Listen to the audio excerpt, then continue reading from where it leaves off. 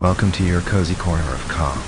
Here, you'll find gentle stories and the soothing sound of rain, created to help you unwind, ease your thoughts, and drift peacefully into sleep. If this space brings you comfort, consider subscribing so you'll always have a quiet place to return to. Now, make yourself comfortable, close your eyes, and let tonight's story carry you gently into rest. It was said that a new person had appeared on the seafront, a lady with a little dog. Dmitry Dmitrich Gurov, who had by then been a fortnight at Yalta, and so was fairly at home there, had begun to take an interest in new arrivals. Sitting in Verney's pavilion, he saw, walking on the seafront, a fair-haired young lady of medium height wearing a beret.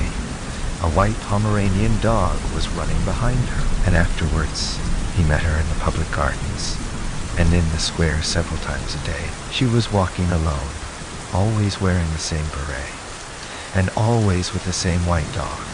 No one knew who she was, and everyone called her simply the lady with the dog. If she is here alone without a husband or friends, it wouldn't be amiss to make her acquaintance, Gurov reflected. He was under 40, but he had a daughter already 12 years old, and 2 sons at school. He had been married young, when he was a student in his 2nd year, and by now his wife seemed half as old again as he. She was a tall, erect woman with dark eyebrows, staid and dignified, and as she said of herself, intellectual. She read a great deal, used phonetic spelling, called her husband not Dmitri, but Dmitri, and he secretly considered her unintelligent, narrow, inelegant, was afraid of her, and did not like to be at home. He had begun being unfaithful to her long ago, had been unfaithful to her often, and, probably on that account, almost always spoke ill of women, and when they were talked about in his presence, used to call them the lower race. It seemed to him that he had been so schooled by bitter experience that he might call them what he liked, and yet he could not get on for 2 days together without the lower race. In the society of men he was bored, and not himself. With them he was cold and uncommunicative, but when he was in the company of women, he felt free, and knew what to say to them, and how to behave, and he was at ease with them even when he was silent. In his appearance, in his character, in his whole nature, there was something attractive and elusive which allured women and disposed them in his favor.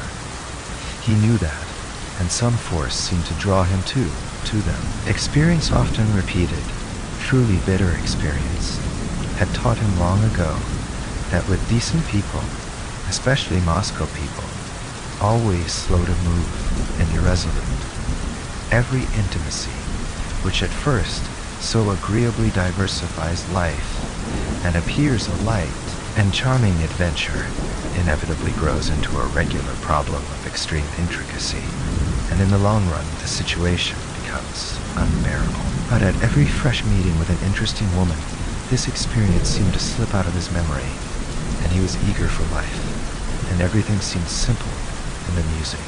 One evening he was dining in the gardens, and the lady in the beret came up slowly to take the next table. Her expression, her gait, her dress, and the way she did her hair told him that she was a lady, that she was married, that she was in Yalta for the first time and alone, and that she was dull there. The stories told of the immorality in such places as Yalta are to a great extent untrue.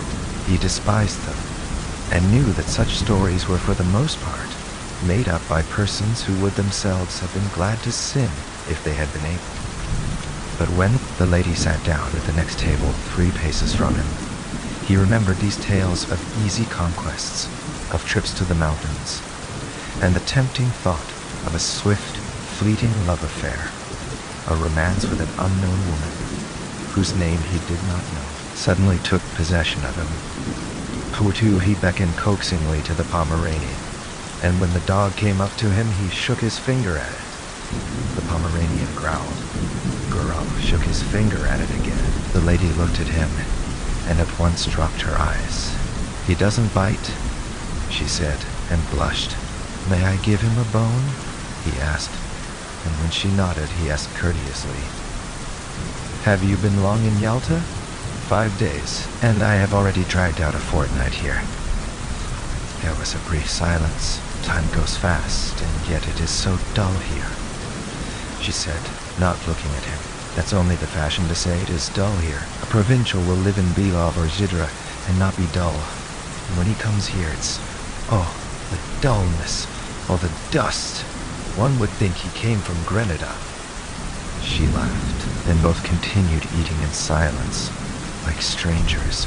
But after dinner, they walked side by side, and there sprang up between them the light jesting conversation of people who are free and satisfied, to whom it does not matter where they go or what they talk about.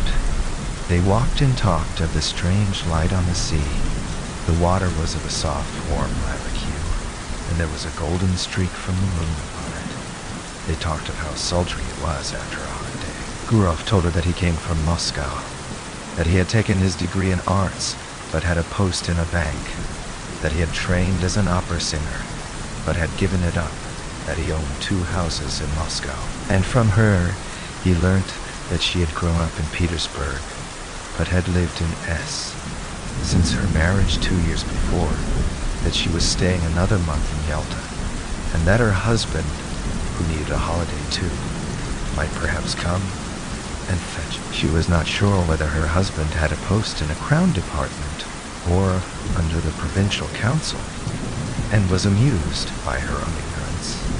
And Gurov learnt too that she was called Anna Sergeyevna. Afterwards, he thought about her in his room at the hotel, thought she would certainly meet him next day. It would be sure to happen. As he got into bed, he thought how lately she had been a girl at school, doing lessons like his own daughter.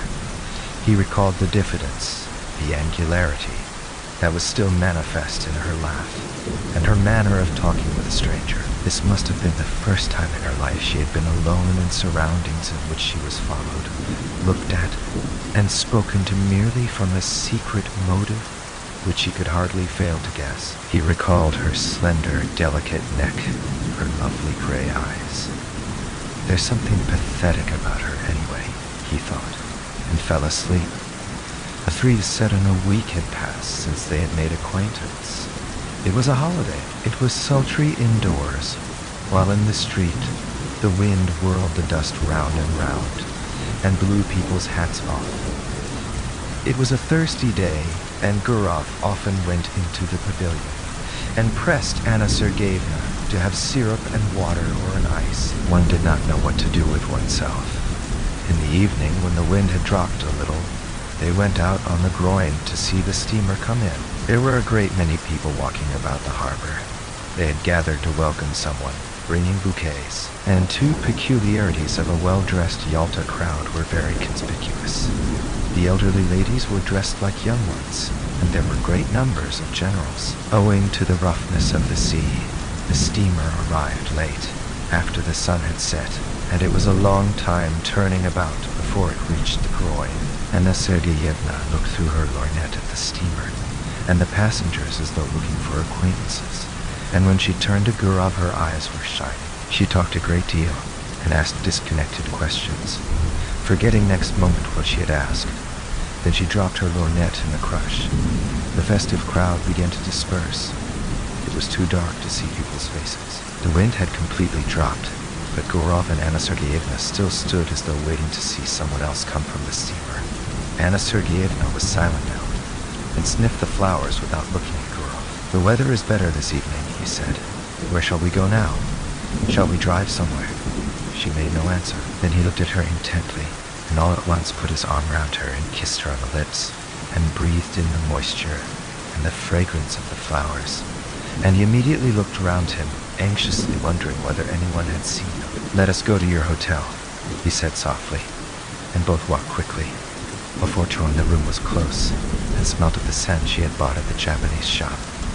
Gurov looked at her and thought, what different people one meets in the world.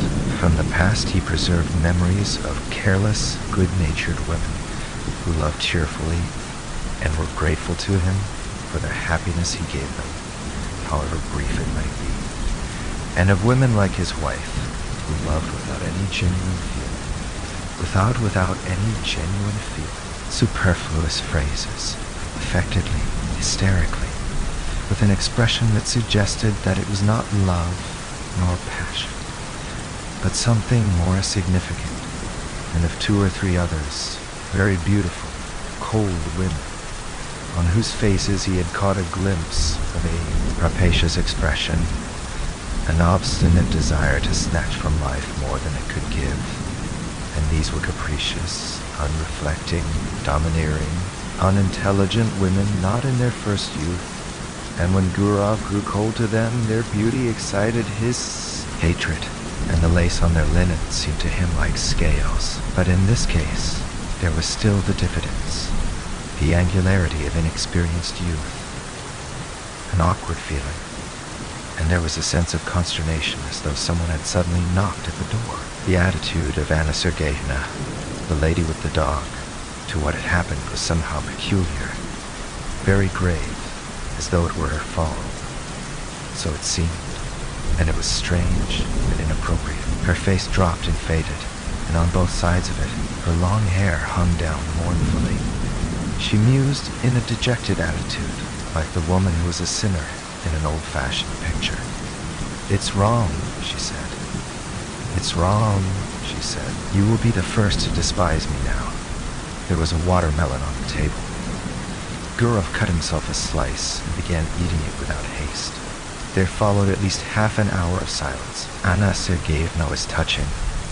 There was about her the purity of a good, simple woman who had seen little of life.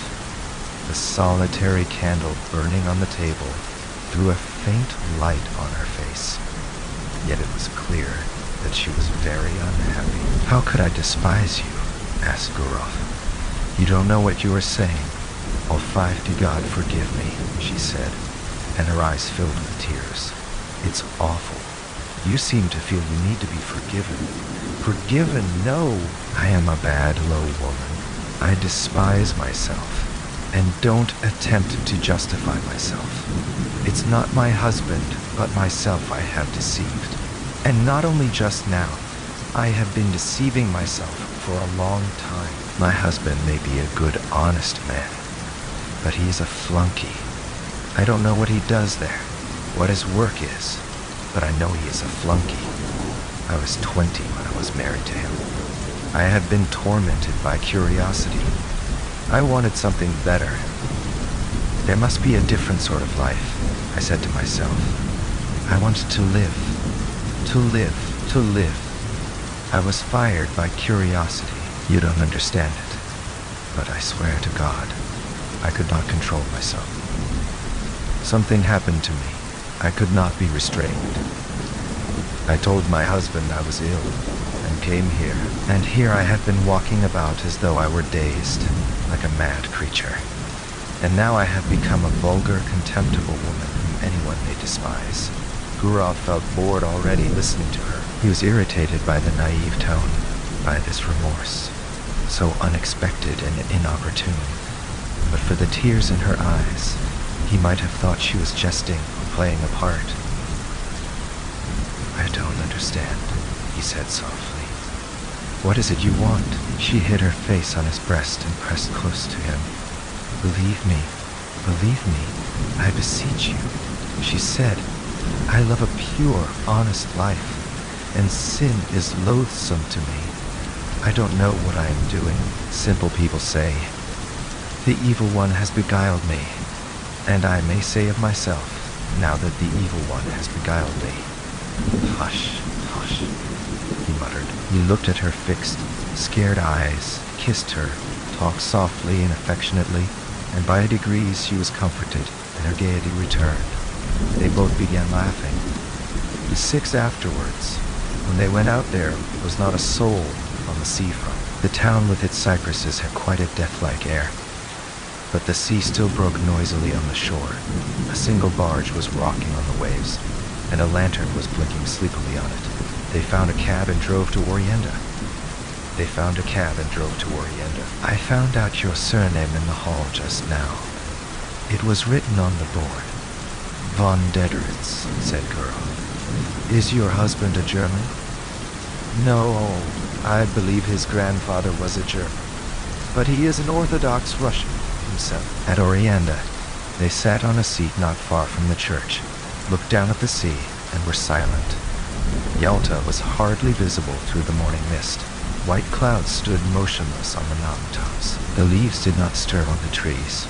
Grasshoppers chirruped, and the monotonous hollow sound of the sea rising up from below spoke of the peace of the eternal sleep awaiting us. So it must have sounded when there was no Yalta, no Orienda here. So it sounds now, and it will sound as indifferently and monotonously when we are all no more. And in this constancy, in this complete indifference to the life and death of each of us, there lies hid, perhaps, a pledge of our eternal salvation, of the unceasing movement of life upon earth, of unceasing progress towards perfection. Sitting beside a young woman who in the dawn seemed so lovely, soothed and spellbound in these magical surroundings.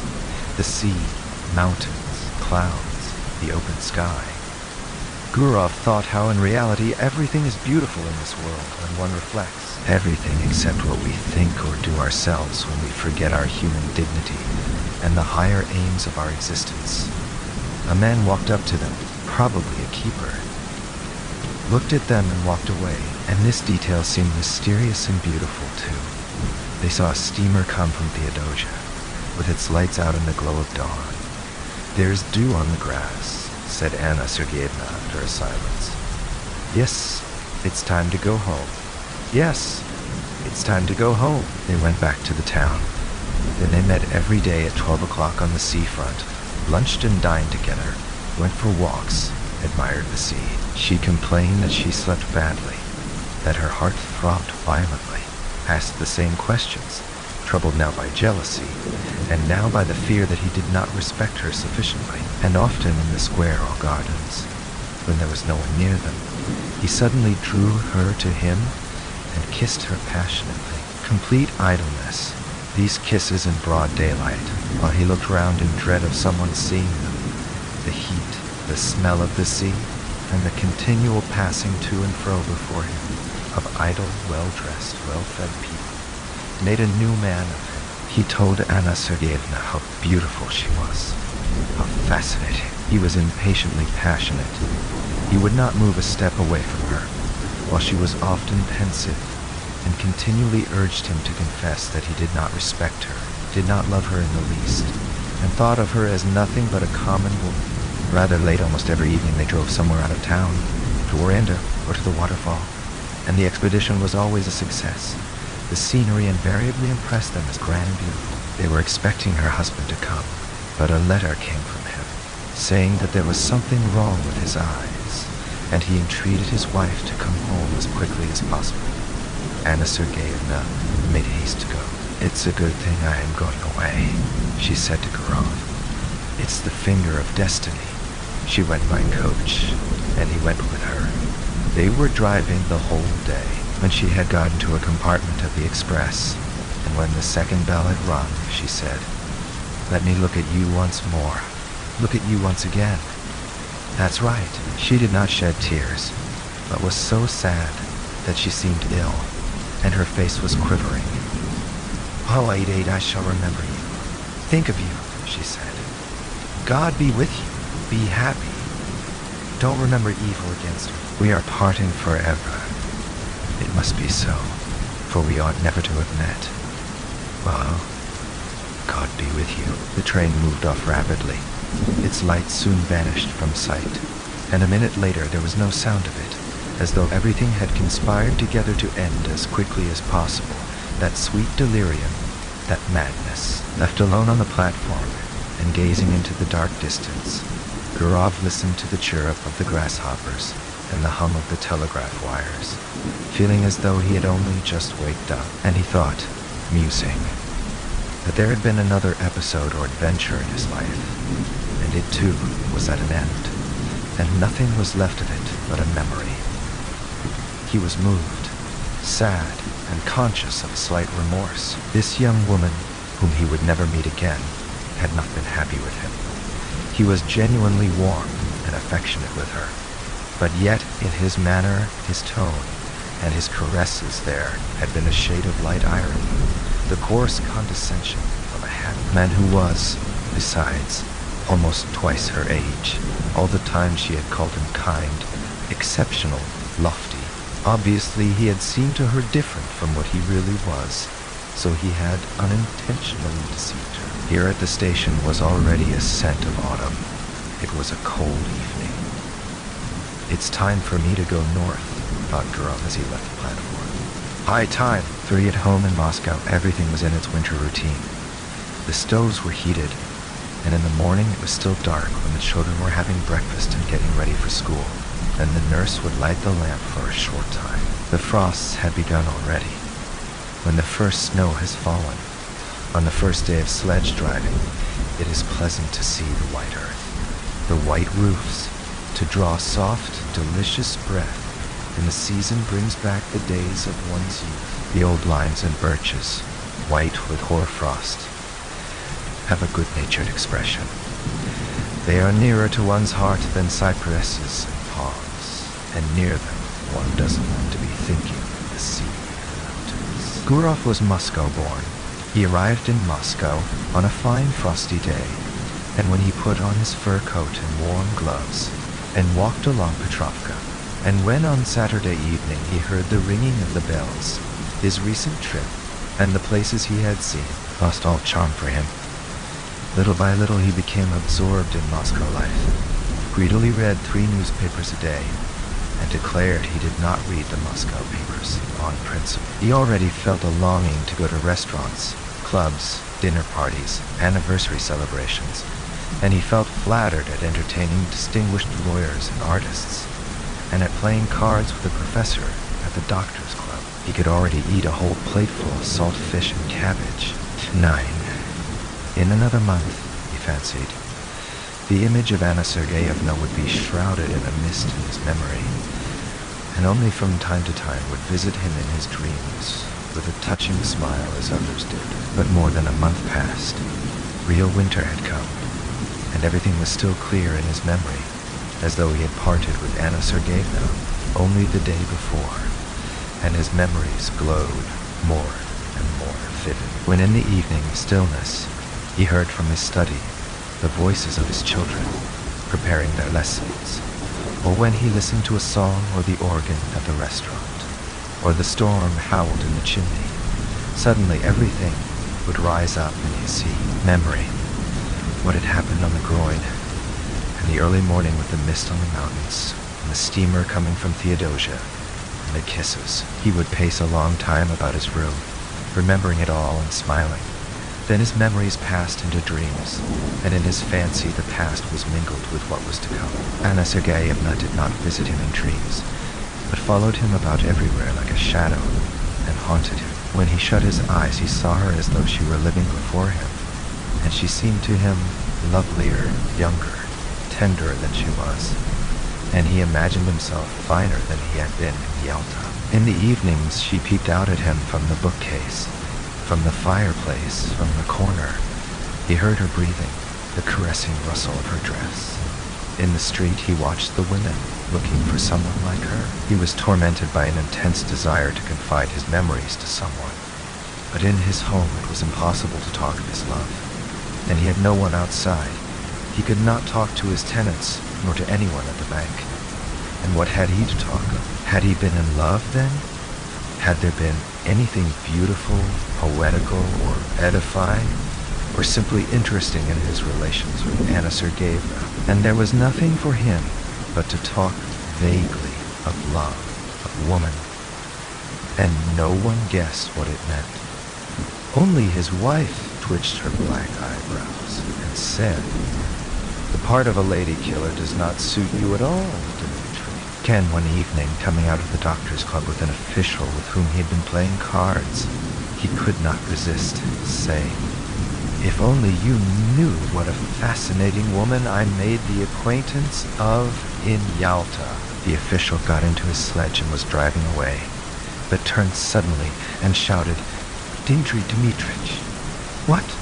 You were right this evening. The sturgeon was a bit too strong. These words, so ordinary, for some reason moved Gurov to indignation, and struck him as degrading and unclean.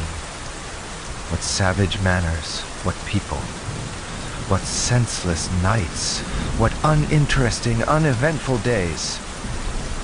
The rage for card-playing, the gluttony, the drunkenness, the continual talk always about the same thing, useless pursuits and conversations, always about the same things absorb the better part of one's time, the better part of one's strength, and in the end there is left a life groveling and curtailed, worthless and trivial, and there is no escaping or getting away from it, just as though one were in a madhouse or a prison.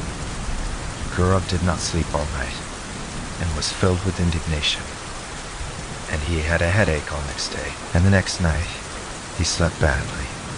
He sat up in bed, thinking, or paced up and down his room. He was sick of his children, sick of the bank.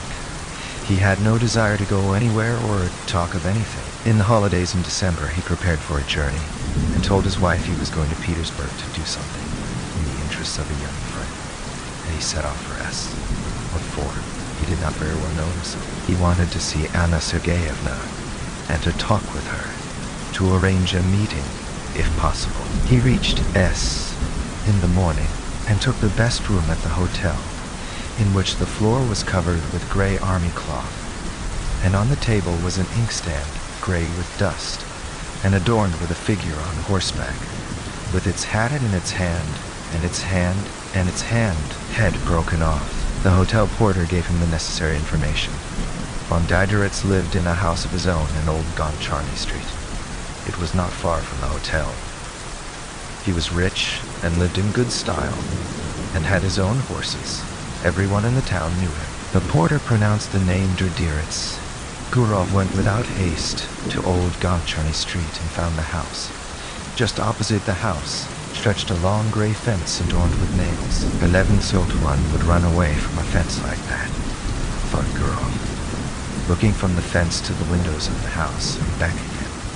He considered today was a holiday, and the husband would probably be at home, and in any case, it would be tactless to go into the house and upset her.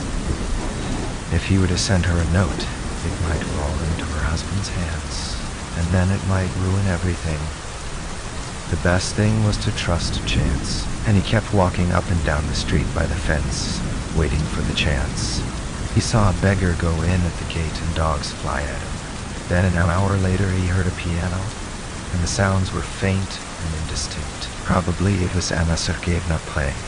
The front door suddenly opened, and an old woman came out, followed by the familiar white Pomeranian. Gurov was on the point of calling to the dog, but his heart began beating violently, and in his excitement he could not remember the dog's name.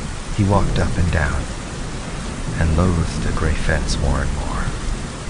And by now he thought irritably that Anna Sergeyevna had forgotten him, and was perhaps already amusing herself with someone else, and that was very natural in a young woman who had nothing to look at from morning till night but that confounded fence. He went back to his hotel room and sat for a long while on the sofa, not knowing what to do. Then he had dinner and a long nap. How stupid and worrying it is, he thought when he woke and looked at the dark windows. It was already evening. Here I've had a good sleep for some reason. What shall I do in the night? He sat on the bed, which was covered by a cheap gray blanket, such as one sees in hospitals, and he taunted himself in his vexation. So much for the lady with the dog, so much for the adventure. You're in a nice fix. That morning at the station, a poster in large letters had caught his eye. The geisha was to be performed for the first time. He thought of this and went to the theater. 12. It's quite possible she may go to the first performance, he thought. The theater was full, as in all provincial theaters. There was a fog above the chandelier. The gallery was noisy and restless. In the front row, the local dandies were standing up before the beginning of the performance, with their hands behind them. In the governor's box, the governor's daughter, wearing a boa, was sitting in the front seat. while the governor himself lurked modestly behind the curtain with only his hands visible. The orchestra was a long time tuning up. The stage curtain swayed. All the time the audience were coming in and taking their seats. Gurov looked at them eagerly.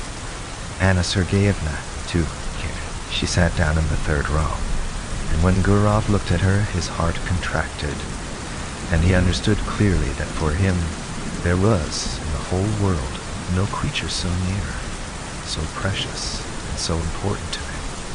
She, this little woman, in no way. Remarkable, lost in a provincial crowd, with a vulgar lorgnette in her hand, filled his whole life now, was his sorrow and his joy, the one happiness that he now desired for himself. And to the sounds of the inferior orchestra, of the wretched provincial violins, he thought how lovely she was. He thought and dreamed. A young man with small side whiskers, tall and stooping, came in with Anna Sergeyevna and sat down beside her. He bent his head at every step and seemed to be continually bowing. Most likely this was the husband whom at Yalta, in a rush of bitter feeling, she had called a flunky, and there really was in his long figure, his side whiskers, and the small bald patch on his head, something of the flunky's obsequiousness. His smile was sugary, and in his buttonhole there was some badge of distinction like the number on a waiter. During the first interval, the husband went away to smoke. She remained alone in her stall. Gurov, who was sitting in the stalls too, went up to her and said in a trembling voice with a forced smile, "Bertine, good evening." She glanced at him and turned pale, then glanced again with horror, unable to believe her eyes, and tightly gripped the fan and the lorgnette in her hands, evidently struggling with herself not to faint. Both were silent. Both were silent. She was sitting, he was standing, frightened by her confusion, and not venturing to sit down beside her. The violins and the flute began tuning up. He felt suddenly frightened. It seems though all the people in the boxes were looking at him. She got up and went quickly to the door. He followed her, and both walked senselessly along passages and up and down stairs, and figures in legal, scholastic, and civil service uniforms, all wearing badges, flitted before their eyes. They caught glimpses of ladies, of fur coats hanging on pegs. The drafts blew on them, bringing a smell of stale tobacco, and Gurov, whose heart was beating violently, thought, "Oh heavens! Why are these people here in this orchestra?" And at that instant, he recalled how when he had seen Anna Sergeyevna off at the station, he had thought that everything was over and they would never meet again. But how far they were still from the end, on the narrow, gloomy staircase over which was written to the amphitheater. She stopped. "How you have frightened me," she said, breathing hard, still pale and overwhelmed. "Oh, how you have frightened me. I'm half dead. Why have you come? Why? But do understand, Anna, do understand," he said hastily in a low voice. "I entreat you to understand." She looked at him with dread, with entreaty, with love. She looked at him intently, to keep his features more distinctly in her memory. "I am so unhappy," she went on, not heeding him. "I have thought of nothing but you all the time. I live only in the thought of you. And I wanted to forget you.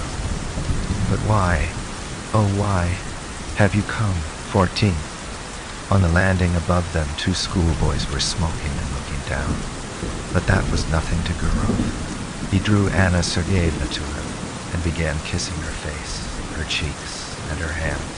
"What are you doing? What are you doing? What are you doing?" she cried in horror, pushing him away. "We are mad. Go away today. Go away at once. I beseech you by all that is sacred, I implore you. There are people coming this way. Someone was coming up the stairs. You must go away," Anna Sergeyevna went on in a whisper. "Do you hear, Dmitri Dmitrich? I will come and see you in Moscow. I have never been happy. I am miserable now, and I never, never shall be happy. Never. Don't make me suffer still more. I swear I'll come to Moscow. But now let us part. My precious, good dear one, we must part.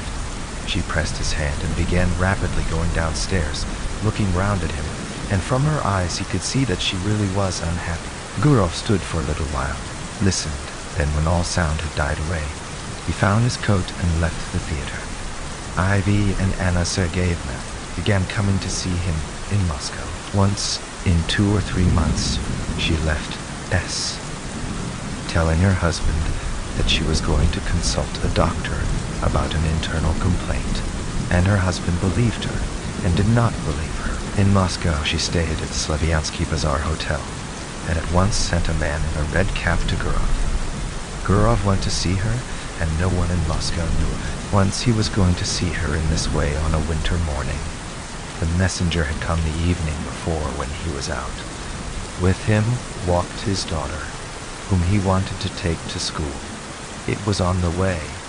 Snow was falling in big, wet flakes. It's 3 degrees above freezing point, and yet it is snowing, said Gurov to his daughter. The thaw is only on the surface of the earth. There is quite a different temperature at a greater height in the atmosphere, the 1510. And why are there no thunderstorms in the winter, Father? He explained that too. He talked, thinking all the while that he was going to see her, and no living soul knew of it, and probably never would know. He had 2 lives. One, open, seen and known by all who cared to know, full of relative truth and of relative falsehood, exactly like the lives of his friends and acquaintances, and another life running its course in secret, and through some strange, perhaps accidental, conjunction of circumstances, everything that was essential, of interest and of value to him, everything in which he was sincere and did not deceive himself, everything that made the kernel of his life, was hidden from other people, and all that was false in him, the sheath in which he hid himself to conceal the truth, such, for instance, as his work in the bank, his discussions at the club, his lower race, his presence with his wife at Nudilwar, anniversary festivities. All that was open, and he judged of others by himself, not believing in what he saw, and always believing that every man had his real, most interesting life under the cover of secrecy, and under the cover of night. All personal life rested on secrecy, and possibly it was partly on that account that civilized man was so nervously anxious that personal privacy should be respected. After leaving his daughter at school, Gurov went on to the Slavyansky Bazaar. He took off his fur coat below, went upstairs, and softly knocked at the door. Anna Sergeyevna, wearing his favorite gray dress, exhausted by the journey and the suspense, had been expecting him since the evening before. She was pale. She looked at him and did not smile, and he had hardly come in when she fell on his breast. Their kiss was slow and prolonged, as though they had not met for 2 years. "Well, how are you getting on there?" he asked. "What news?" 16, wait. "I'll tell you directly. I can't talk." She could not speak. She was crying. She turned away from him and pressed her handkerchief to her eyes. Let her have her cry out. "I'll sit down and wait," he thought, and he sat down in an armchair. Then he rang and asked for tea to be brought him, and while he drank his tea, she remained standing at the window with her back to him. She was crying from emotion, from the miserable consciousness that their life was so hard for them. They could only meet in secret, hiding themselves from people, like thieves. Was not their life shattered? "Come, do stop," he said. It was evident to him that this love of theirs would not soon be over, that he could not see the end of it. Anna Sergeyevna grew more and more attached to him. She adored him, and it was unthinkable to say to her that it was bound to have an end someday. Besides, she would not have believed it. He went up to her and took her by the shoulders to say something affectionate and cheering, and at that moment he saw himself in the looking-glass. His hair was already beginning to turn gray, and it seemed strange to him that he had grown so much older, so much plainer during the last few years. The shoulders on which his hands rested were warm and quivering. He felt compassion for this life, still so warm and lovely, but probably already not far from beginning to fade and wither like his own. Why did she love him so much? He always seemed to women different from what he was, and they loved in him not himself, but the man created by their imagination, whom they had been eagerly seeking all their lives. And afterwards, when they noticed their mistake, they loved him all the same, and not one of them had been happy with him. Time passed. He had made their acquaintance, got on with them, parted, but he had never once loved. It was anything you like, but not love. And only now, when his head was gray, he had fallen properly, really in love, for the first time in his life. 17, Anna Sergeyevna, and he loved each other like people very close and akin, like husband and wife, like tender friends. It seemed to them that fate itself had meant them for one another, and they could not understand why he had a wife and she a husband, and it was as though they were a pair of birds of passage, caught and forced to live in different cages. They forgave each other for what they were ashamed of in their past.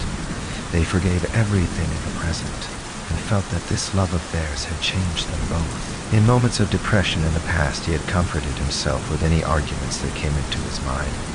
But now he no longer cared for arguments. He felt profound compassion. He wanted to be sincere and tender. "Don't cry, my darling," he said. "You've had your cry. That's enough. Let us talk now. Let us think of some plan." Then they spent a long while taking counsel together, talked of how to avoid the necessity for secrecy, for deception, for living in different towns, and not seeing each other for long at a time. How could they be free from this intolerable bondage? How could they be free from this intolerable bondage? How? How? He asked, touching his head. How? And it seemed as though in a little while the solution would be found, and then a new and splendid life would begin. And it was clear to both of them that they had still a long, long road before them, and that the most complicated and difficult part of it was only just beginning.